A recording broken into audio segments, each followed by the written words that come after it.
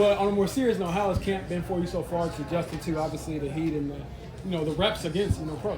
100%. No, it's been great. I think the biggest thing Coach was talking about is just competing, and that's something that I've been looking to do, whether it's ones, twos. You get some reps at guard too, which has been awesome for me just to, I think, learn the game, but also help slow it down as well. When you're battling for, go ahead. Are you more comfortable on the right or left? I think both.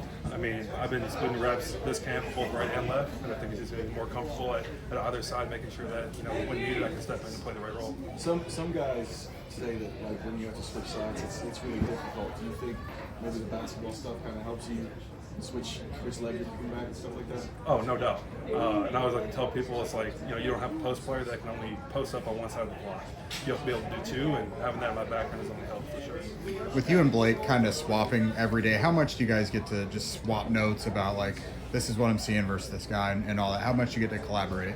Oh, a lot. I mean, it's very fluid out there, and, Blake and I are in constant comms in terms of, man, this is what the defense called when they ran this stuff. This is what we saw with safety rotation or the nickel off the line of scrimmage, just to help each other out, especially because we're moving sides back and forth every day, just to help that transition a lot smoother.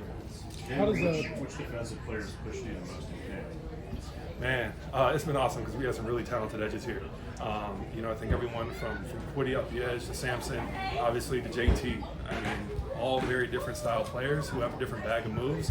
I think which has forced me to get better each and every day and kind of do my own self-scout. Like, man, on Thursday you struggled against this. Let's walk into Saturday working on that and making sure that once we get Quiddy back up to the line, I'm able to stop that move. What's it been like playing for Coach Polano? And I guess what's the balance between him being hard on you guys, but also giving you a little bit of love? Yeah, no, I love Coach, and I think that he's very demanding of our room, and rightfully so, because I think we have one of the hardest positions on the field, and we have to play 5 as 1, and that's something that he preaches every single day. And I think that he's obviously one of our biggest critics, but also our biggest supporter, and that's something I think that we feel as a room and why we're able to go out there and have success. What's been the biggest adjustment for you just coming into the NFL off the field? Yeah, we were just laughing about it. Where it's like, your time away from football is vital, just as vital as your time on the field. And it's like, how do you get your body back to 100%? How do you trust your process to make sure that you're coming in, making sure that you don't have any mental errors or mistakes come practice? So that's been something I've been working to fine tune, especially over the last 2 weeks. A bit of a weird question, but like when you're in college, you're all around the same age. What is it like to join a team where like, I don't know if the interests are the same for football, but like some people have, families and kids and whatever else. So what's that adjustment been like?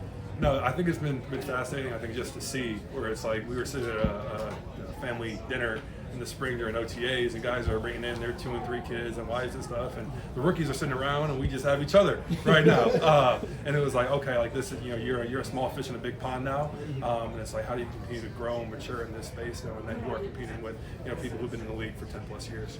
How valuable has it been to learn from some of those guys already on the roster, Bernard and Braden and some of those guys? Oh, it's been awesome.